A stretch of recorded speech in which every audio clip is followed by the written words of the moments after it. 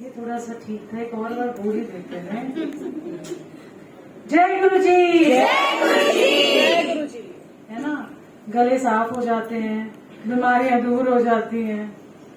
Anyway, गुरु जी को बहुत सारे नमस्ते, सारी संगत को बहुत सारा प्यार और बहुत मुस्कुराहटें आपकी जिंदगी में। बड़े जन्मों का मैं हमेशा कहती हूँ कि हम बहुत थैंक यू है गुरु जी का कि हमें नहीं पता, हमारे पता नहीं कितने हजारों जन्मों के कर्म, है ना, माड़े तो किए ही हैं हमने। ऐसा तो नहीं है कि माड़े नहीं किए, पता नहीं कितने माड़े किए होंगे, इतने माड़े किए होंगे कि आप प्लीज बात ना करें। इतने माड़े किए होंगे कि हर जन्म में उसका भुगतान करते करते भी हमारे कर्म नहीं खत्म हो रहे। कोई कहेगा इसका प्रमाण क्या है? पिछला जन्म किसने देखा है? उससे पिछला जन्म किसने देखा है? बट अगर गुरु कहता है और गुरु देख सकता है जो हम नहीं देख सकते, तो सच मानना है। अगर आप सोचे कि साइंटिफिकली किसने प्रूव किया कि पिछला जन्म है, रैशनलिस्ट सब कहते हैं कि क्या ये प्रूव किया जा सकता है? आज की डेट में प्रूव किया जाता है और हो भी रहा है। तो साइंस तो फेल है वैसे भी, जो मॉडर्न साइंस है, जो वेस्टर्न साइंस है, वो तो फेल है। पर जो हमारी इंडियन साइंस है वो फेल नहीं है, क्योंकि उनको सब पता था इन सब चीजों के बारे में। तो कितने जन्मों का हमारा संचित कह लो, प्रारब्ध कह लो, पता नहीं कौन से कर्म है। तो गुरु जी से ये अरदास होनी चाहिए हमारी कि जो भी पुराना कर्म है, हजार पुराना कर्म है, पता नहीं कितने हजारों जन्म लिए होंगे, पता नहीं क्या हुआ होगा हमारे साथ। बट एक चीज आप कर सकते हो कि जब मत्था टेको, हर बारी कोई भी सत्संग हो, कोई भी कहीं चीज हो, मतलब बड़े मंदिर जाओ, सत्संग में जाओ, तो गुरुजी तो आके बैठते हैं ना, चरण तो है ना उनके। किसी भी एक बड़े मंदिर में ही चरण नहीं होते कि वो सिर्फ एक ही जगह बैठे होते, बाकी जगह तो गायब, ऐसा नहीं है। जहां सत्संग होता है, जहां वो अपने चरण क्या कहते हैं डालते हैं, या चरण अपना लेके आते हैं, खुद आ जाते हैं, वो वहां पर सिर्फ मत्था टेकते टाइम बोलो, मैं जानू ना कि मेरे कर्म क्या है, मैं नहीं जानती कि मेरे पिछले जन्म के कर्म क्या है, जो आपने बुलाया है, जो आपने इतनी मेहर करी है, तो ये सारे जितने भी कर्म है वो आपके चरणों में। मैं नहीं जानती कि कौन, मैं कहाँ से आई हूँ, मैं कौन थी, मैं क्या थी या क्या था, मैंने कौन सा ऐसा कर्म किया या भुगतान किया या क्या नहीं किया, जाने ना। बट ये जरूर कह देना चाहिए कि गुरुजी ये लो, ये सारी पोटली रखी, जानती नहीं हूँ पोटली में तो आप ही को पता है क्या है, बट जो मेरी समझ है या मेरा भार है, ये आपके चरणों में, क्योंकि मुझे नहीं पता कि मुझे इसका करना क्या है, कर्म कैसे काटूं, ये कैसे करूं, वो कैसे करूं, हजार तरह की तरकीबें बन जाती हैं। ऐसे कर्म काट हो जाएगा, ऐसे करोगे तो ऐसे कर्म काट हो जाएगा। कोई असल चीज तो बताता ही नहीं है कि कर्म काट कैसे होगा। जब, और ये आप सोचो बहुत लकी हो कि गुरुजी ने हमको सबको बुलाया। ऐसा नहीं है कि सिर्फ उन्होंने आपको फिजिकली नहीं बुलाया है, वो जब चोले में थे आपको नहीं बुलाया, पर ये सोचो आज आप बैठे हो तो बुलाया है ना जिन्होंने, कितने प्यार से उन्होंने आप सबको बुला के बैठाते हैं। देखो कितनी बड़ी महिमा है उनकी, कि ऐसा माहौल नहीं मिलता। हम कितने दिन भटकते भुटकते, आप देखो सुबह से लेकर शाम तक क्या स्यापे ही नहीं हो खत्म होते, कभी परिवार के नहीं खत्म होते, कभी बिजनेस के नहीं खत्म होते, कभी बीमारियों के नहीं खत्म होते, कभी कुछ ना कुछ, सारा दिन हम उसी में लगे रहते हैं, सारा दिन सुबह से लेके रात तक। बट जब हम यहाँ बैठे होते हैं तो हमें लगता है कि यही स्वर्ग है, यही है हमारा जीवन, बाकी बता नहीं। सो ये जो फीलिंग आपके अंदर आना कि यही स्वर्ग है और यही जो आप कहते हैं ना, यही जीवन है हमारा, ये आपको एक छोटा सा गुरुजी एक एग्जाम्पल देके बताते हैं। इन्हें कहते हैं स्वर्ग। in Punjabi we say है स्वर्ग, this is what स्वर्ग is all about. So उनका शुक्राना है, उनको बार बार शुक्राना है कि ये ऐसे में माहौल मिला है। कर्म वो देखिए, हमें तो पता ही नहीं, हम कहाँ जाए पिछले जन्म में, पहले तो पास्ट लाइफ रिग्रेशन में जाओ स्यापा, वो भी गुरु जी ने बंद करा दी थी। तो कई करते थे, उनको बोला बंद कर दो, फिर कर क्या लेंगे हम पास्ट लाइफ में जाके, पता ही नहीं लगना। पता लगा पास्ट लाइफ में जाके देखा है कितने गंदे मारे कर्म अगे ने, डिप्रेशन में वैसे आ रहा बंदा है ठीक होने की जगह। और कर भी क्या लेंगे हम जब हम पिछले जन्म का कर्म देख भी लेंगे। बस ये मान लेना है कि कुछ ऐसा है गुरु जी के पास जो हमारे कर्म काट करता है। और कर्म काट कैसे हो, सब बोलते हैं अच्छा ये मंदिर में चले जाओ, बड़े कर्म सुधर जाएंगे, उस एस्ट्रोलॉजर के पास चले जाओ, वो उपाय बताएगा बड़े अच्छे अच्छे, ये कर ले, वो दान कर ले, इसको कर ले। मैंने हर जगह देखा है, खुद एग्जाम्पल करके मैं देखती हूँ, मैंने देखा है गुरु के पास हम आ गए ना, गुरु का से बड़ा काट कोई है ही नहीं। गुरु को रख दो सामने, काट अपने आप हो जाती है। क्यों? क्योंकि सच्चा भाव है आपका गुरु के प्रति। जिसके पास अच्छा और सच्चा भाव होता है, सिर्फ भाव कि जैसी हूँ, जैसा हूँ, आपके चरणों में, जो हूँ, जो नहीं भी हूँ, वो भी आपके चरणों में। क्योंकि उन्होंने एक संवारना है हमको, हम तो संवर ही नहीं सकते। किसी ने बोल दिया कि अच्छा चलो क्या कहते हैं, कुछ बहा दे, कुछ ये कर दे, कुछ वो कर दे, वो भी नहीं होता जब तक हम अच्छे ना बने, जब तक हमारे अंदर दयालुता नहीं आएगी, जब तक हमारे अंदर किसी का भला होने की एक फीलिंग नहीं आएगी, इसका भी भला पहले इसका हो जाए, कोई बात नहीं। तो जब तक वो दयालुता की फीलिंग, वो निष्काम सेवा की भाव नहीं आएगी, तब तक कर्म काट हो भी नहीं सकते। मंदिर, हम कहते हैं ना, बड़े लोग कहते हैं कि हम तो बड़े मंदिर में जाके सेवा करते हैं, हम सत्संगों में सेवा करते हैं जी, कर्म काट के लिए, है ना। वो यही है 90%, 95% समझ लो कि सब कहते हैं कि ये कर्म काटने की सेवा, कर्म काटे सेवा मिल रही है, हमारे कर्म कट रहे हैं। ये कोई एक्सचेंज प्रोग्राम नहीं। सेवा आपको बख्शी गई, मान लो आपको सेवा मिली, भाई गुरु जी की कृपा है, तो इन्होंने सिफारिशों से भी लगाई होती है by the way, but doesn't matter. चलो मान लो सिफारिश से भी आपकी सेवा लग गई, इससे कहा, उससे कहा, मैनेजमेंट से कहा, जो भी है, मिल गई सेवा, ठीक है। उस सेवा को लेके इतना उछलते हैं कि देखो जी पहचान हमारी पहुंच कहाँ तक है, ठीक है। अभी तो आप बड़े मंदिर पहुंचे हो, गुरु तक तो पहुंचे ही नहीं, आप सिर्फ दीवारों तक पहुंचे हो। अंदर जो गुरु बैठा है, जिसके साथ आपकी कनेक्शन वाली, वहां तक तो पहुंचे ही नहीं, सिर्फ दीवारों में ही फंस गए।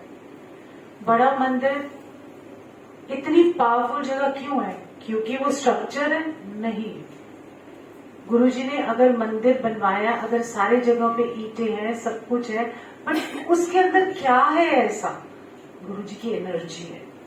गुरुजी खुद साक्षात वहां होते हैं। और सत्संग में भी आप देखो, है तो ये घर 4 दीवारी का, सुंदर भी सजाया होगा, हर जगह सब कुछ अच्छा होगा, पर जिस दिन सत्संग होता है वहां की दीवारें भी बोलती हैं। क्यों बोलती हैं? क्यों वाइब्रेशन फील होती है? क्योंकि वो आके बैठते हैं और महसूस करवाते हैं। वो हमारे जैसे लोगों को अक्ल ही नहीं, हम क्यों मारे फिरते हैं। बड़ी सिंपल तरीका है, कर्म काट हो रहे हो या नहीं हो पता नहीं, सेवा जिस दिन आपने सोचा कि गुरुजी ने मेहर करके सेवा दी है, जैसे भी दी, सिफारिश दी, वैसे ही लग गई, चलो वो भी सब छोड़ देते। पर अगर सेवा मिली है तो सेवा करते करते इतना नीवापन और नम्रता आ जानी चाहिए कि आप बस, जिसको कहते हैं ना, संगत के पैर की धूल बन जाओ। और पैर की धूल का मतलब नीवापन, ठीक है ना। नेक्स्ट टाइम एक शब्द लगाऊंगी, राख लियो भगवान, ठीक है। उसमें बताऊंगी कि किस किस स्टेजेस की अगर आपको दर्शन पाने या उनको महसूस करना है, और ये कर्म कांड अगर आप सोचोगे, पर आप जैसे जैसे सेवा करते जाओगे, गुरु अपने आप स्पीडीली, मतलब 100 गुना ज्यादा एक चुटकी में आपके कर्म का कार्ड मिल जाएगा, खत्म हो जाते हैं आपके कर्म। बट उतने लेवल तक पहुंचो तो सही। कर्म कटा रहे हैं, चोट लग गई, कर्म कट गया, पॉजिटिव बात है, ऐसा नहीं कि कोई नेगेटिव बात है, पॉजिटिव बात है कि वही चोट लगी, आपने उसको ऐसा पॉजिटिव एटीट्यूड दे दिया कि चल कोई कर्म या कष्ट ही कट गया होगा। अब कटे ना कटे पता नहीं, हमने तो बोल दिया कि कष्ट कट गया होगा, कर्म कट गया होगा, पता नहीं हमें उस चीज का। बट उस वही एक सिर्फ चीज कहना, तो एक पॉजिटिव एटीट्यूड आपका, आप एक पॉजिटिव एटीट्यूड पहले नहीं था। थोड़ा किसी को लग रहा हाय मर गया, थोड़ा किसी को लग भी जाता हाय लहू लुहान हो गया, जैसे मेरे फादर लोग थोड़ा सा लग रहा है मैं तो मर गया, मेरे लहू लुहान हो गया, मैं तो बहु लहू हो गया। मैं आपको सिर्फ एक बात बता रही हूँ कि है हाय छोड़ के हम उसको सोचते चल कोई बात नहीं करते, कमर दर्द हो रही है, चल कोई बात नहीं, बैठने को तो मिल रहा है सत्संग, ठीक है ना। सो कर्म काट के लिए अगर आप सेवा करोगे तो वो उतनी स्पीडली नहीं जाएगा। फिर कहोगे मैं तो इतनी सेवा करती हूँ या करता हूँ, पर मुझे तो मैं तो वहीं का वहीं रह गया, है ना। नहीं, आपका जब तक अंदर नहीं बदलेगा तब तक आपका सेवा भी परवान नहीं चलेगी। जहाँ निष्काम सेवा है वो परवानगी चढ़ती है, नहीं तो बाकी जाते जाओ मंदिर, करते जाओ सेवा, झाड़ू लगाए जाओ, पोछे लगाए जाओ, बैच पहने जाओ, वो करे जाओ, कुछ नहीं मिलना उससे। क्यों? क्योंकि गुरु तो बैठा अंदर सारी रिपोर्ट कार्ड बना ही रहा, वो देख ही रहा, तो इसलिए हमको उन सब चीजों में नहीं पड़ना। कर्म कार्ड तभी होगा जब आप निष्काम भाव से सेवा करोगे, चाहे सत्संग में करो, चाहे आप बड़े मंदिर में करो, चाहे दुनिया में कहीं भी करो, सेवा करनी है तो निष्काम भाव से करो, लेन देन की नहीं। आज मैंने सेवा करी तो इसका फल तो जरूर मुझे मिलेगा। तो ये सब नहीं करना है, कार्ड अपने आप गुरुजी करेंगे आपको क्या करना है इन सब चीजों। और बड़ी अच्छी चीज, हमें तो पता ही नहीं होता था सेवा के मायने क्या होते हैं और क्या है। बहुत सिंपल और सरल तरीका है, किसी भूखे को खाना खिला दिया, खिला के भूल जाओ कि आपने खिलाया, क्योंकि आप खिलाने वाले नहीं है। बट जो भाव गुरुजी ने उस टाइम पे आपको डाला कि ये भूखा है, इसको खाना देना है, इसकी भूख जो उसकी तड़प है वो आप तक पहुंच रही है और आपने इसको खाना खिलाया, ये समझो गुरुजी की मेहर है। कैसे मेहर है? खाना खिलाने या अन्न देने की नहीं, भाव आने की मेहर है। जो आपके अंदर ये भाव आया कि ये भूखा, इसको देना है, जरा कई दिन से भूखा, इसको खाना खिलाना है, इसके तन पे कपड़े नहीं है, जाते फिरते उसको एक कपड़ा नहीं दे दिया, क्या हो गया? सर्दियों में तो खासकर चप्पल नहीं है, इसको चप्पल जाके दे दी। बात अंदर के भाव के आने की है, बात वो नहीं है कि चप्पल दे दीजिए, नहीं, भाव आएगा। और कैसे आएगा? जब आप सत्संगों में आते हो, गुरुजी के साथ जुड़ते हो, जब आपका हृदय परिवर्तन होता है, जब आपका अंदर धीरे धीरे चेंज होता है, तब जाके ये भाव आता है और तब जाके आप कुछ करने, सेवा करने लायक बनते हो, है ना। कपड़े तुम बड़े अच्छे पहन के आते हैं, बाहर गरीब बैठा हुआ उसको धुतकार नहीं, ये ले, और किस रूप में नारायण आए, किस रूप में गुरुजी आए, आपको पता नहीं। हमारी ऐसी पोशाक में नहीं आएंगे, जो आपका भाव देखेंगे। सारा खेल भाव का होता है, सारा खेल आपके अंदर के परिवर्तन का होता है। हम सत्संग में जाते हैं, ले सत्संग, रोज सत्संग ऐसे टूरे रहते हैं, ठीक है, और ये उधर सत्संग होगा, इधर हो रहा है, कोई निभाने जाता है, कोई कुछ करने जाता है, हर जगह कोई सत्संग करने जाता है।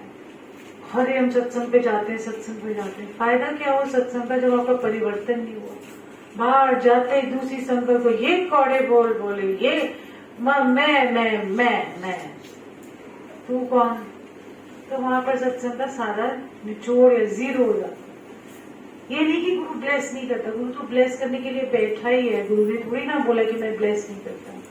वहां तक पहुंचो तो सही, घड़ा खाली करो तो सही, तभी तो उनकी ब्लेसिंग आपके अंदर आएगी। इतना घड़े भर के हम चले जाते हैं और मुझे बोलते इस घड़े के अंदर कुछ डाल दो, है ना, इतना पूरा करकट हमारे अंदर भरा है। ये मत सोचो, ये सोचो कि एवरी टाइम इनको लंगर खिला दिया, लंगर खा लिया, प्लीज फिर जा सकते हैं, चुपचाप पार्टी। सो जितना भी हम सोचते हैं कि हमने ये कर लिया, एक सत्संग अटेंड कर लिया, चलो ब्लेसिंग मिल गई, कुछ नहीं। जब उन्होंने ब्लेस करना होता है ना, तो आपको पकड़ के बुलाते हैं, बैठाते हैं और ब्लेस करते हैं।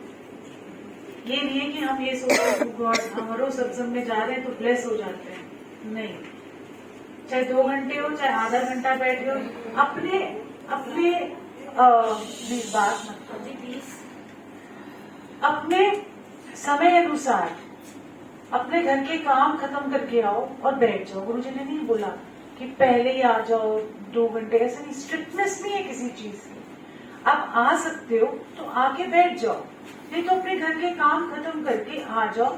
और जिस टाइम आओगे, क्योंकि आपका भाव अच्छा है, पर आपने घर का भी काम करके आना है, या आपने अपने ऑफिस का निपटा के भी आना है, वो निपटा लो। कोई जल्दी नहीं है, बैंड से पहले पहुंच जाओ सारे, नहीं पहुंच सकते। प्रैक्टिकल हमें बनना चाहिए, जो पहुंच सकते हैं वो पहुंचे, जो नहीं पहुंच पाते हैं, जिनको अपना लगता है कि हमने ये करना है वो करना है, मेरे तो सत्संग में तो मेरे से नहीं हो पाता, मैं आ ही नहीं पाती, नहीं आती तो कोई बात नहीं है। गुरुजी बैठे, उनको पता है कि आपकी जब आपके मन में आ गया कि मुझे सत्संग में जाना है, मैं ये सारा निपटा के सबका ख्याल रख के फिर मैं सत्संग में आ रही हूँ, तो गुरुजी उसको बहुत ज्यादा मानेंगे। हालांकि वो कह रहे 2 फुलके भी बना के आई, मेरे को 1 ही खिला गई, हूँ तुरी रही सत्संग से चली गई, चलो गया देखो काम पे छोड़ के, नहीं, पूरा काम करो और आ जाओ। जिस टाइम आओगे पत्थर टेकोगे, उस टाइम से गुरु जी की वैसे ही महल शुरू हो जाती है। तो ऐसा नहीं है कि उनको पता नहीं है कि भाग दौड़ कर दिया। जैसे गुरु जी ने एग्जाम्पल दिया था एक बार, वो बंदी आ जाती थी बड़ा चमक चमक के, सारा आ गई, बैठ गई, 6 साढ़े 6 बजे आती रही, उसको बड़ा अच्छा लगे, तो उसको अच्छा लग रहा है, मतलब मान लो हम सबको अच्छा लगता है सत्संग में आना, ऐसा तो नहीं है। सोचते हैं कि हम जल्दी पहुंचे, जल्दी चले जाएं, चलो बैठे, कोई तो लालच से बैठने की जगह पर लेने जाते हैं, कहीं लोग होता है चलो शब्द सुनने, या जो अपनी अपनी आपकी अंदर की बात है। तो वो आया करती थी फटाफट, तो गुरु जी ने कहा तेरा की फायदा इतने आने, तेरी सास में तो रोटी नहीं खा के आती, ना वो बना के आती, उन्होंने भूखा छड़ के आती। अगर आप उनको भूखा छोड़ के यहाँ अपना आके मंजीरे हो जाओ, क्या फायदा उसका। तो अपनी ड्यूटी पूरी करके कहते मैं तो बैठा ही होता हूँ, ऐसा तो नहीं है। तो गुरु जी उसके ऊपर ज्यादा ध्यान दें।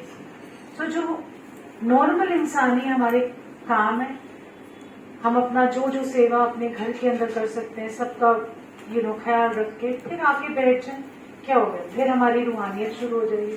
पहले इंसान तो बन जाए, पहले ही रूहानी बनना शुरू कर देते, इंसानियत तो आई नहीं, तो पहले इंसानियत आएगी फिर रूहानियत आएगी। तो हम जो मर्जी करिए, जो जीवन का सफर है, कि अगर हम हमारे अंदर एक जिसको कहते हैं ना, हम पैदा तो होते हैं इंसान की तरह, दिखते भी इंसान की तरह है, पर जो हमारे अंदर की क्वालिटीज है ना, वो जानवर की ज्यादा बन जाती है।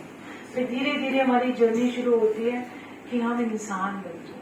गुरु के पास आना मतलब पहले इंसान बनना। गुरु आपको इंसान बना रहा है बेसिकली। जो ह्यूमन वैल्यूज, ह्यूमन बीइंग्स की जो बेसिक चीजें, वो सब हम भूल चुके हैं, और जो भूल चुके हैं तो वही याद दिला के हमें पहले इंसान बना दें। उस इंसान बनाने के बाद फिर जब हमारी रूह साफ, जब अंदर से क्लियर हो जाते हैं, फिर हमारी रूह असल में जुड़ती है गुरु जी के साथ। और उसी रूह के जुड़ने का मतलब है रस आना। तो गुरु का दर्शन क्या होगा? गुरु का दर्शन ये नहीं कि सामने आ गए बैठ गए जी, हम जब आके बैठ जाएंगे ना, सबकी हवाइयां उड़ जाएंगी, डर जाएंगे सारे, हर दर्शन दो दर्शन दो दर्शन दो। हम चलेंगे आके यहाँ बैठ गए ना, अचानक से आगे लोग तो तितर डर के मारे भाग जाएंगे, क्योंकि हम रेडी नहीं है उस चीज के। हम दर्शन तो मांगते हैं। तो दर्शन क्या है? असल दर्शन गुरु जी का वो है जो हमको रस देता है। हम क्यों सत्संग में आते हैं? हम दर्शन क्यों मांग रहे हैं? दर्शन किस फॉर्म में है? दर्शन उनको महसूस करने के फॉर्म में, उनको एहसास हमारे अंदर जब हम फील करते हैं, वही असली दर्शन होता है। देख तो लिया पर एहसास नहीं महसूस हुआ। कई बार हुआ ऐसे, जैसे एक बार गुरुजी बैठे थे चोले ने, मेरे को एग्जाम्पल इसलिए याद आता है कि मुझे भी नहीं समझ थी। जब आप वो समझाना चाहते हैं तो वो एक तरीका होता है समझाने का। जैसे एक बार जब मैं बैठी होती थी, जब शब्द कीर्तन चल रहे थे तो बड़ा रस आता था, मैं अपना धुन में खो गई, शब्द समझ आए ना आए, शब्द ही नहीं आते, 2 लाइन इधर समझ आती थी, लास्ट की 1 लाइन समझ में आती थी, नहीं आती थी मुझे शब्द की समझ, थोड़ी बहुत इधर उधर 2-3 वर्ड इधर जोड़ लिए, गुरुजी बैठे, बस हो गया। जब ये बात हुई तो बड़ा रस आना, मुझे बस खो जाना उसके अंदर। कई बार गुरुजी आके उठ के चले जाते थे, मैं बैठी रहती थी, सारे उठ के बैठ गए, मुझे कुछ नहीं पता होता। एक दिन ऐसी बैठी थी, गुरुजी सामने बैठे, मैं आपको एग्जाम्पल इसलिए दे रही थी, जैसे मान लो गुरुजी अगर यहाँ सामने बैठे और हम बैठे, तो रस तो आना चाहिए, है ना, आना चाहिए ना, जब गुरुजी भी साक्षात बैठे हैं रस भी आना चाहिए। कैसे रस नहीं आएगा, शब्द चल रहे हैं, गुरुजी बैठे हैं, तो नहीं आया, मुझे उस दिन आया ही नहीं। मैं 1 घंटा ना ऐसे 2 घंटे ऐसे देखूं, फिर वैसे देखूं, पागलों की तरह। मैंने कहा आज तो मुझे कोई रस ही नहीं आ रहा, कोई भी रस नहीं आया, कोई फीलिंग ही नहीं आई। तो मैंने गुरुजी को बस अंदर बोला, बाहर नहीं। तो मैंने कहा गुरुजी आज मुझे लगता है कि मेरी लाइफ है ना बेकार है, धरती फटे, मैं अंदर समा दूं, क्या करना है इसे जीवन का, जब रस ही नहीं है इस जीवन के लिए। ये अंदर की बात है। ये सब हो गया, मैं लंगर खा के बाहर हाथ धो के मैं ऐसे अपने मन में बोली, मैंने कहा आज का दिन ही बेकार हो गया, आज तो आना ही गुरुजी के पास सही नहीं हुआ, आज तो मुझे लग रहा है बस नहीं, मुझे जीना ही नहीं है, क्योंकि रस ही नहीं आया। एक्सट्रीम, एक जब आपको रस नहीं आता ना तो आपको एक्सट्रीम पोजीशन पे पहुंच जाते हो कि आपको लगता है कि अब इसके बाद जीवन अच्छा नहीं है। एनीवे मैं अंदर आई, जब मैं लाइन में लगी हुई थी, अंदर ही बुड़ करे जाती, और रस नहीं आया, रस नहीं आया, रस नहीं आया।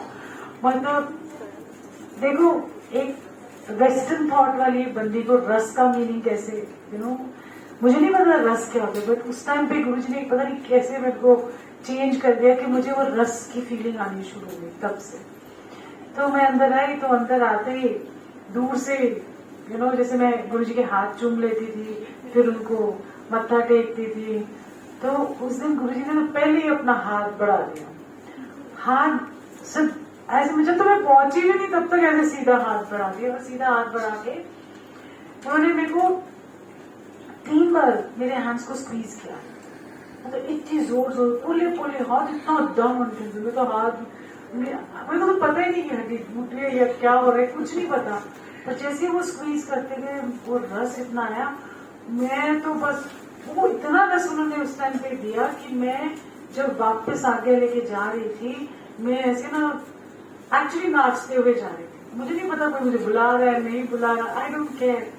तो उनको जिस बात का पता था कि रस क्या है, वो जो रस मिला ना, तो उस रस के पीछे जो ये हम भाग रहे हैं ना, ये जो आप सेवा करते हो रस, जो आप आते हो सत्संग में रस, जो आप एक दूसरे को मिलते हो या बैठते हो आपस में, ये भी रस है। ये किसका रस है? गुरु ने दिया ये रस, और रस रूहानियत है। तो पहले इंसान बनो, फिर ही रूहानियत जागेगी, नहीं तो कोई नहीं।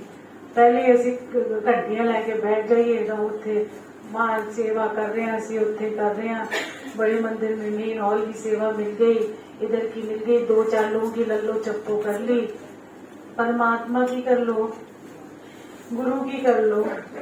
मिलना तो गुरु से ही है, करना तो गुरु ने ही है। तो इसीलिए कभी भी ये ना सोचो कि आपका कोई कहीं काम आएगा। जैसे कई बार मुझे कह रहे थे, इधर आते हैं, कई संगत में लोग आते हैं, यहाँ नहीं तब भी अपनी नेटवर्किंग करने आते हैं। अच्छा ये IAS ऑफिसर, इससे काम निकलवा सकता हूँ, अच्छा ये उधर का है, इसका कॉन्टैक्ट नंबर ले लेता हूँ, इससे काम निकलवाऊँ। या कोई बिजनेसमैन आ गया, चलो इसके साथ बिजनेस की, या कोई किसी का मतलब कोई भी निजी मतलब था, कमर्शियल लोग, बहुत लोग तब भी आते थे कमर्शियल देखने के लिए। चल वहां पर ना बड़े बड़े लोग आते, कॉन्टैक्ट बड़े अच्छे बनते हैं, ठीक है। ज्यादातर लोग आज भी ये करते हैं, जाते हैं बड़े मंदिर जाएंगे सत्संग में, अच्छा बड़ा घर है, कॉन्टैक्ट बना के रखना चाहिए, कभी ना कभी काम आएगा, कोई ना कोई बिजनेस में मुझे करना है। बट नहीं, जो इनको सौंप दिया तो अपने आप वो आ जाएगा। मैं सच बता रही हूँ, जिसके पीछे आप भागोगे ना वो आपसे दूर भाग जाएगा।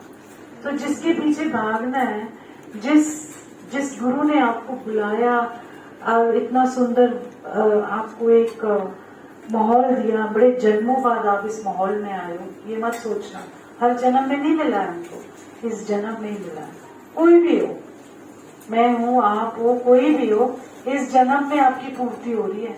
अगर ये बात समझ जाओगे तो मैं आपको बता रही हूँ कि प्रॉब्लम आए नहीं आए, स्यापा वो तो होनी ही है, कोई ना कोई। बुढ़े हमने भी तो होना है, कभी हमारे घुटनों में दर्द हो जानी है, कभी कमर दर्द हो जानी है, कुछ ना कुछ तो होगा ही, क्योंकि शरीर है। बट सबसे ज्यादा ये चीज है कि जो यहाँ मिल रहा है ना, अरे कुछ नहीं, जो मिल रहा है ना उसके पीछे तो खींचे चल रहा है।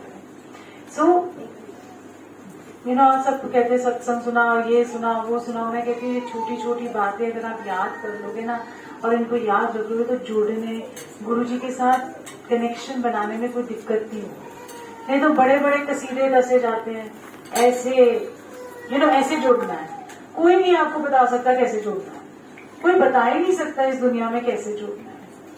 क्यों? क्योंकि आपका सबका अलग अलग कनेक्शन है। जब गुरुजी कहते हैं 1-to-1 कनेक्शन, तो मेरा जुड़ने का तरीका अलग है, आपके जुड़ने का तरीका अलग है। सो इसीलिए मुझे लगता है कि गुरुजी आपको जो बुलाते हैं कनेक्शन वो अपने आप बनाएंगे। कोई गा के कनेक्शन बनाएगा, कोई नाच के बनाएगा, चुपचाप बैठ के अंदर अंदर आपका गुरुजी आपसे कनेक्ट होते हैं।